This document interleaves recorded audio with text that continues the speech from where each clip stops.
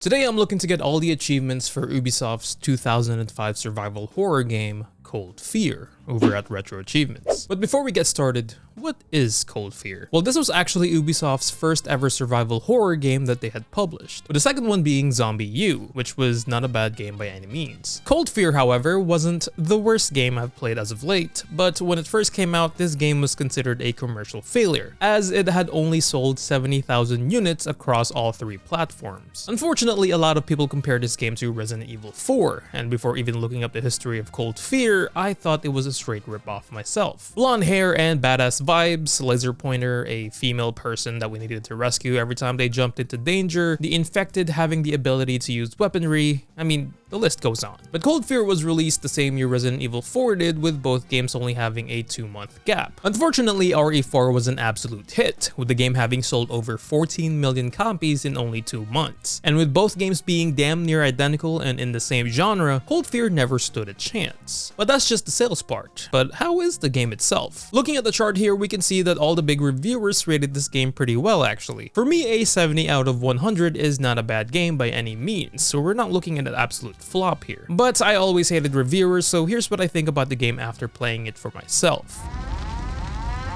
Hey. Don't just say hey, brother. Out of all the games that I have currently mastered, this game only has 27 achievements, and a huge chunk of these achievements are story related. But this doesn't mean that it's going to be an easy ride to the 100%. So let me bring you guys along on my little adventure on my entire experience towards the mastery of Cold Fear. The game starts off with the Navy SEAL raiding a Russian whaler ship, only to be torn apart by unseen creatures. This is where our protagonist, Tom Hansen, comes into play. Tom is an ex-Army Special Forces turned Coast Guardsman who was phoned in to rescue the Navy SEAL. The moment I gained control of Mr. Tom, I already felt how this game was about to get played out. And this is because the dev team at Darkworks, the team behind Alone in the Dark and I Am Live, if you guys remember that, made this game as realistic as possible. So the setting of this game is that you board the Russian whaler ship in the middle of a storm, which means the boat would then be rocking back and forth. I personally was not a fan of this concept, as cool as it may seem, due to one thing, the laser pointer. Sure, this would make the game more immersive due to it not having a huge crosshair on your screen, but the pointer moves with the character animation. And on a rocking boat, you might as well be playing drunk. While looking for everyone, including your now missing Coast Guard homies, I would normally hear Tom refusing to use his inner thoughts as dialogue, as he would just randomly scream at the top of his lungs for no particular reason. Great, it's locked. The damn thing's stuck. Why are you yelling? When he should be screaming at some of the game's jump scares instead. There's too much water pressure. I can't open the door. Oh shit, what the hell? And just like the laser pointer rocking with the player animation, depending on where Tom is facing is where he would aim, and not where the camera is facing, which is something I clearly had to get used to. Oh fuck! Bro, that's you dumbass! What are you aiming at the mirror for? Oh my goodness. I did finally get my first achievement for finding my superior, Lieutenant Lansing, who quite literally lost his head. At least I found the code. Jesus. Chivo! And this is also where the game would now reveal who wiped out the SEALs team and the rest of the Coast Guards in the span of 2 minutes. These infected zombie things were caused by parasites that the Russian accidentally discovered inside of a dead whale called the exocell. Actually, the game wasn't truly clear on where the exocell came from, but I firmly believe that they came from this whale, so now I can just randomly yell out, whale, for no reason. Anyways, with our superior dead, Tom ended up looking for the radio room to call in for an extraction. This is also where I would find my second achievement. But instead of an extraction, I was then instructed by CIA agent Bennett to take over the SEALs mission and look for their target, a Russian mafia member, Dmitry Yusupov. Then I guess we're stuck with each other, Hansen, but you're not the only survivor. There's still a very dangerous man loose on that ship, Colonel Dmitry Yusupov. He needs to answer a few questions. Round him up, and then we'll get you out of there. Who's we? I'm CIA Special Agent Bennett, Mr. Hansen. Patch this frequency through your headset. You might need my help. Bennett, out. And since Tom was stuck on this boat anyways, I was now off and went to find Dmitry. A nice touch that this game has is seeing the Russian whalers fighting off their former Russian comrades turned whaleworm ganados, which definitely helps with ammo in the long run and potentially not dying. The third achievement is after finding Dmitry, but instead of getting to capture him alive, Tom finds him already near death, and instead he now instructs me to find Anna for more answers about the exocells. Find Anna. She has answers. Also giving me an experimental weapon that attracts the parasites towards it, kind of like catnip but for weird alien worm things, as he then dies alien style, which is something I'd rather not experience myself. It's the whale worm! Chivo! Wait. Yeah. On my way to find Anna, I was then shown how the infection process worked. Kinda like how Resident Evil 5 infected its residents, at least for this game the parasite were only after the already deceased. The fourth achievement is freeing Anna from her room and asking her about the exocell. But of course it wouldn't be as easy as sharing her notebook and giving me the whole lore of these parasites. Because lo and behold, she has zero clue on what the exocell even is. Of course she doesn't. He lied. I don't have answers. Then who does? Papa does. We can radio him. He will know what to do. The hell is Papa? I think you and I are linked, Hansen. We will both make it through this, or neither of us will. Great, so off we went back into the radio room for another Chivo for escorting Anna all the way there, where the only threat was her giving me a panic attack because she ended up running off by herself. Hey, chill out. What the hell? What are you doing? Calm down. Let me go first. But also giving her access so she could contact her father back at the oil rig. Since there is no way to escape the boat, the only way to do this is to steer the ship itself back. And the goal now is to find the autopilot code, since the ship is pretty much controlled by that. We can't turn the ship. The autopilot is locked. Then unlock it. Good idea. Then unlock it. Like everything's so simple when you just think about it. You know what I'm saying? Hansen, here's the plan. You find the codes you need to unlock the autopilot. Point that thing at the oil rig Anna's talking about and get her father out of there. I first needed to find the captain of the ship to gain access to his office, which unfortunately, he was quite literally been chilling this whole time. And the fact that I just listened to the world's corniest joke. Okay, I found the captain. He's a corpsicle. This would then give me another Chivo for rerouting the ship towards the oil rig. 3-5L. Got that? It's working. I'm putting in the coordinates for the drilling platform now. Chivo. Now the only thing I needed to do besides watching Tom be a comedian is to meet Anna at the highest point of the ship and jump off at the right time just before crashing into the oil rig. Yeah, what could possibly go wrong, right? Well, everything, because this was a stupid idea and everything did go wrong when Anna didn't end up making the jump and Tom having to dive down to save her, just for him to be out cold on the side of the oil rig just in time for an exocell to be casually strolling about for the world's most disgusting deep throat, which got us infected. But now it's time to look for Anna and more importantly, figure out what we're going to do with this parasite inside of our body and not overthinking things like falling to our death because one of us thought that this was Assassin's Creed and that we could clearly use this thick pole thing to cross the bridge. Yeah, wrong Ubisoft game. What if I have to like go through here?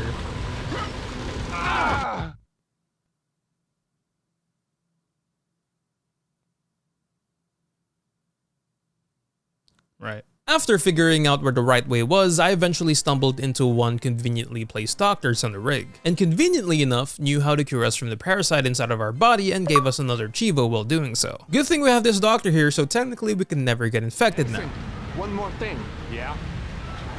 You need to... God damn it. I did find a mini grenade launcher that could prove extremely useful for those bigger pests along the way, if I knew how to use it, that is. You know what? I'm done playing, bro. Let's see what this grenade launcher does. No, I'm done playing. I'm done playing. Check this out. Pow! Alright. Pow! Okay. It's a weapon.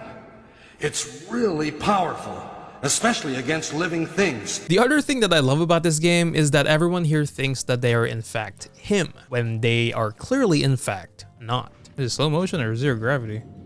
What the hell? Or a Max Payne, chill the hell out, dude. The next achievement I was about to get is the game's technically first boss fight, where I had to get the eyeball of the mercenary commander, Achenko. Getting to him though was no easy feat, as I had to go through numerous traps along with all of his men looking at you like it's hunting season. For now, this area was pretty easy to go through, as I wouldn't be thinking that for too long. After grabbing Achenko's eyeball and popping this Chivo, it was now time to unlock the door with the optical scanner, but not before getting another Chivo for collecting all of the weapons in the game, and in this case, a freaking flamethrower. After unlocking the door, I then had to destroy the magnetic jammers, and this would net me another Chivo. All this just so Bennett can remain in contact with Tom just to casually make high school jokes with. Find those notes and upload them. With this data, we can make sure this never happens again. But what about Anna? Fine. Head to the main security room. It's a good place to start looking for those notes, and you might be able to spot your girlfriend. She's not my girlfriend. Oh, that's right, Hansen. You get your girlfriend shot, not eaten by monsters. Back off, Bennett. Whatever you say. It's so cringy. Thinking back at it, whatever happened to Anna? Oh, she was just peacefully floating in the middle of the ocean during a storm. That makes sense. And the fact that she was carried by this giant worm mutant thing back to safety clearly tells me that something is definitely not right. Besides the calm waters during a storm. You know what? Whatever. Well, after the monster puts Anna down, she wakes up to a bunch of wormrillas looking to see what that mouse do. Tom sees this happen in one of the security cameras, and now it's time to save Anna once more. Wait. Why was she asleep in the CCTV? Didn't she just wake up in the cutscene? I mean, either she was pretending to play dead, which is not a good idea to begin with, or she kind of just accepted her fate. Either way, this scene looks stupid. Oh, and the flamethrower? Yeah, don't use it on these guys because the fire also damages you. But see, when this hunter is currently on fire and he pounces on you, that's a 2-for-1 deal on Texas Roadhouse. So back to saving Anna, and also why Leon still remains more superior than Tom, because once again, Tom falls into a pit of flesh or whatever this room decor is, and once again leaving him open for another round of some alien deep throating.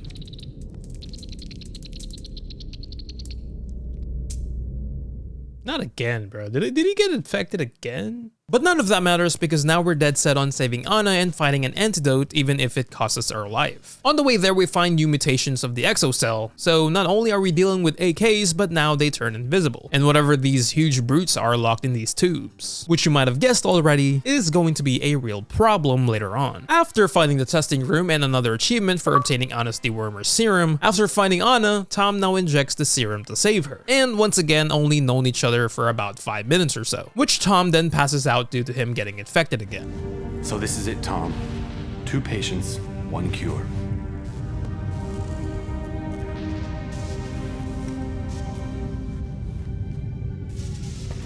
Oh wait, he's actually alive still because Anna cured him too? I mean, if you can get the cure at the Walmart anyways, this is a pretty weak virus, I'm not gonna lie. After waking up, Tom then agrees to work with Bennett, which I thought he was already doing anyway. But after making a deal that the CIA would take care of Anna, Tom now goes to do Bennett's dirty work. Once again, Tom being extra cringe as he tried so desperately to be the Giga Chad that he is, he explains to Anna that after he gets her dad's laptop for Bennett, that the CIA would come and get her. Tom, you all right?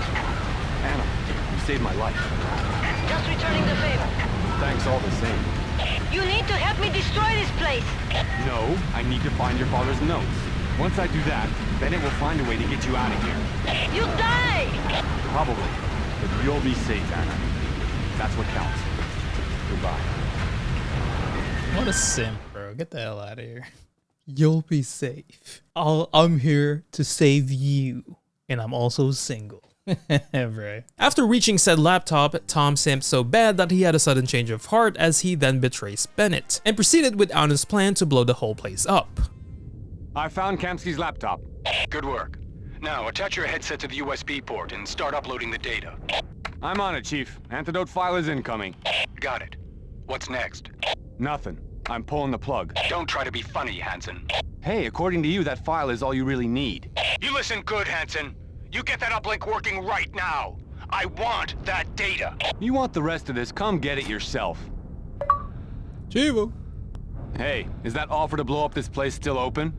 Tom! Yes, of course! Did he do it for the sake of his own conscience? Of course not. He did it because he wanted to get laid. Well, now we have to find a C4 in the ammo warehouse so we can blow this place up, and this would be an achievement for finding it. Oh my god, who are we trying to kill here? Nemesis? I would also pop another achievement for the Bookworm trophy for collecting 48 documents and objects in the game. So the C4 was just enough for this Chivo to pop. Oh wow, they actually added an invisible enemy in this area of all things, so if I miss my shot and hit one of these barrels, I'm pretty much dead, huh? Good thing this AI is just standing there doing nothing. But all jokes aside, he did almost legitimately kill me though. Setting up the C4 does come with its own achievement for setting the charges in the right order, which obviously the last spot should be right before the helipad since you won't be able to go back if you do that first. Now that we have reached Anna at the helipad and half the station now belongs to SpongeBob, it was time to leave. Until a large monster suddenly shows up to stop us, and it turns out that this is Anna's father. But that wouldn't stop Tom from simping, which got him smacked up in the process. Ow. Ow. Did it just step on me? This boss fight is a unique one, mainly because the main focus of the boss is Anna, and my job is to get his attention long enough until Anna finishes planting the rest of the C4 to blow this whole station up entirely. So I have to shoot the boss a couple times in the butt, and now I have to hope and pray that he misses his clothesline from hell that he learned from John Bradshaw Layfield. And it's not like he pushes Tom or anything too. No, that clothesline smacks up Tom so hard that it actually destroys all these thick metal barricades and falls off. If a human body had that much velocity going towards a whole steel wall and it destroys it, imagine how Tom is still able to move without any functioning joints. After taking her sweet time setting up the charges, it was now time for the second phase of the fight. Again, still bulletproof, so the only way for me to damage this thing is to purposely get grabbed so I can shoot him on the face with my pistol? Which doesn't make sense since I could have just done that hours ago with my AK, but I don't know, maybe he's shooting him in the eye or something? Still, I could have pulled that off without getting grabbed first. But after doing that 2 more times, that was the boss fight done and another achievement popped. Or at least tried to, which is also why this was the last game that I ever used RetroArch for.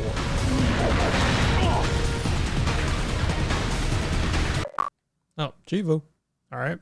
But more importantly, the final scene and the final cheesy one-liner, since blonde-haired badasses needed to do that apparently. I'll take care of this. Papa, I'm sorry.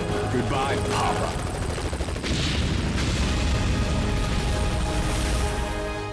Now that I've finished my first playthrough, it was time to do some miscellaneous achievements. Remember that guy that jump scared me at the beginning of the video? Oh shit! Funny enough, there's an achievement for killing the guy first before the jump scare even happens.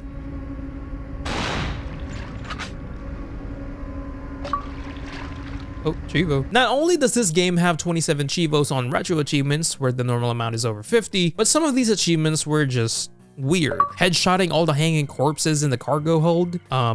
Why? At least the sandwich achievement was interesting and deserving to be on here because I didn't know you could do this in the game.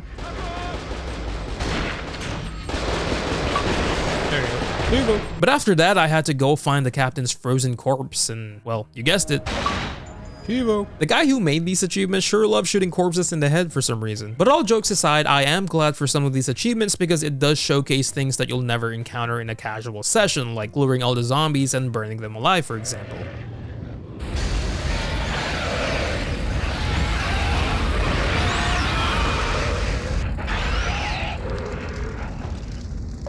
Like, this whole room has no relevance to anything in this game, by the way, besides just doing this. And all the way to that one part where you have to get the cure for Anna, and there's actually a button you can use at the dissection table thing to kill this poor soul trapped in it. But that was all the miscellaneous Chivos done, and now I have to finish the game on hard difficulty. And yes, there is an extreme difficulty as well, but it doesn't stack, so yeah, I have to finish the game 3 times. Great. Well, hard wasn't super difficult, and yes, I did die a couple times, but these were mostly when enemies catch me by surprise. Hansen, I'm trying to keep you alive here. And I'm gonna keep her alive. Hansen out.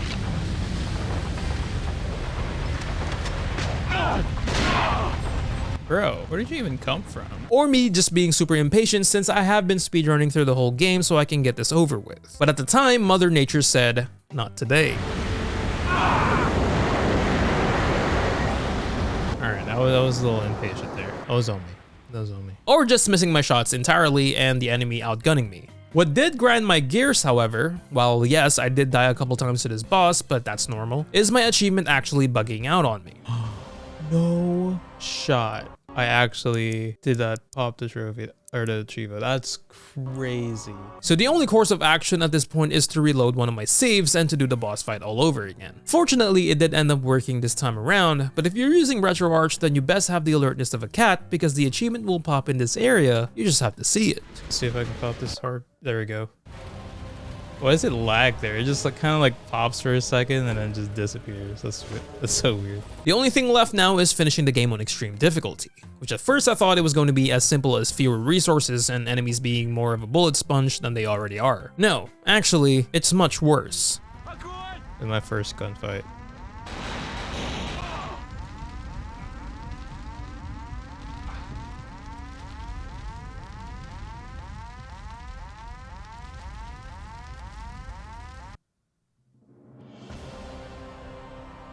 That was one hit. What are they smoking?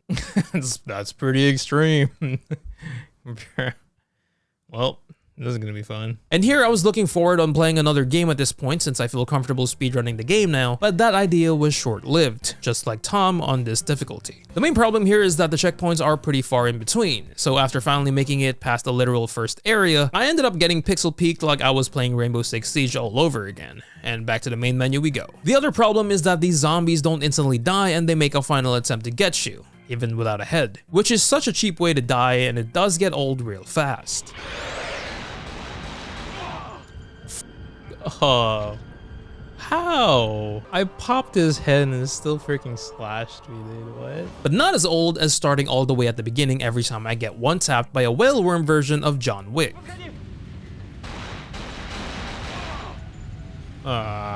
Speaking of whaleworms, they're a lot more of a problem now, especially when they attack you during a cutscene. But it's mostly due to the fact that they're so small that it's like fighting against a tiny Sam Fisher. And yes, that was supposed to be a pun because they came from whales. So that was the entire experience where I headshot an enemy and just sit there with my thumb up my ass. Bro! Or whenever the AI decides to camp a corner, so trying to kill them just became a gamble, except your odds of winning is less than 1%. Oh my... During the point where Anna starts running ahead of you for some reason, I already knew how this was going to go down for me. You also need to know what type of weapon the enemy has. Like at this point where I had a shotgun, so I was just waiting for this enemy to go near me, until I found out that he was packing actual heat. Oh shit, he has a gun. God damn it. He has a gun!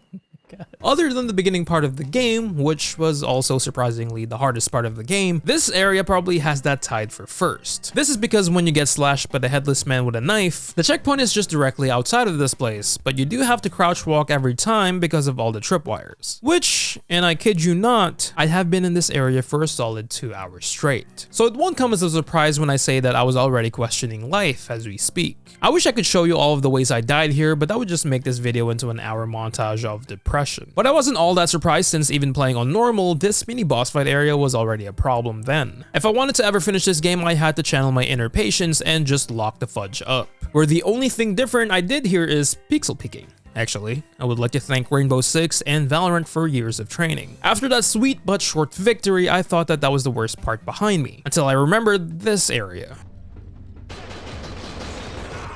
Fuck. I just remembered what was in that room. Where there were 0 hiding spots, and every time I came in, I just walked into a firing squad. There are 3 enemies in this section, and I genuinely had 0 strats now. What if I go left this time? Nope, still a hail of bullets and turning me into SpongeBob the entire time. Actually, there were some explosive canisters on the side, huh? Well, we got one dude in a ball of fire, but the other 2 were still unloading their whole clip on me. Until it dawned on me that I have a pocket grenade launcher on my person.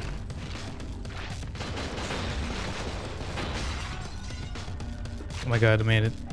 I used all of my freaking grenade launchers, but I made it. Holy crap. And look at that, it actually worked. Well, I did still die from random enemies and human error on my part, and also dying to a cutscene once again. Like, at this point, all you can do is laugh.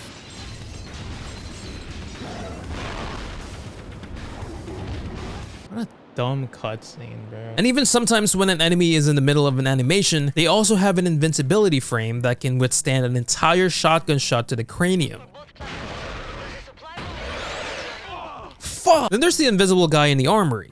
Yeah, he ended up finishing the job. Oh, and I also died here because I accidentally hit a wall after blowing up the first section of this station after getting the C4. But now it's time for the boss fight, and there's an achievement for not getting hit here. But since he one-taps us anyways, this achievement was automatically obtained after finishing the game. And this is probably the only fight that didn't really change as much, and after dying a couple times, I managed to finally beat the boss and finally mastering Cold Fear. Again, RetroArch bugging on my Chivo notification, so it ended up popping for a split second.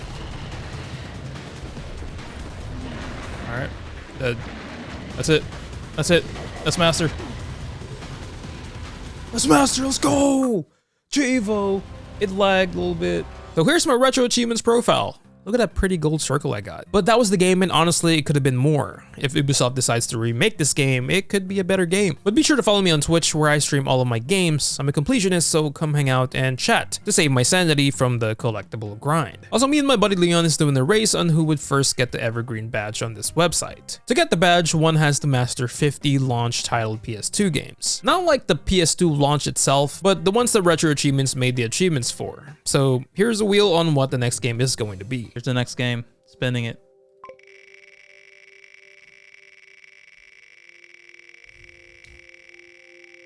That's 30 seconds, by the way.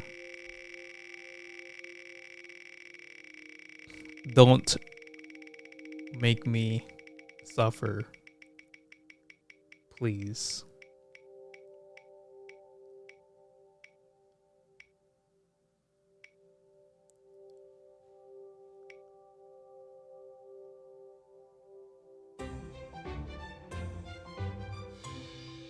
Well, after I post my Silent Hill Master video, because I am that excited for Team Bloober's remake. Alright, with that said, I'm out, and always remember to keep it real, but not too real, because that's just boring, and I hope everyone has a phenomenal day. Chivo!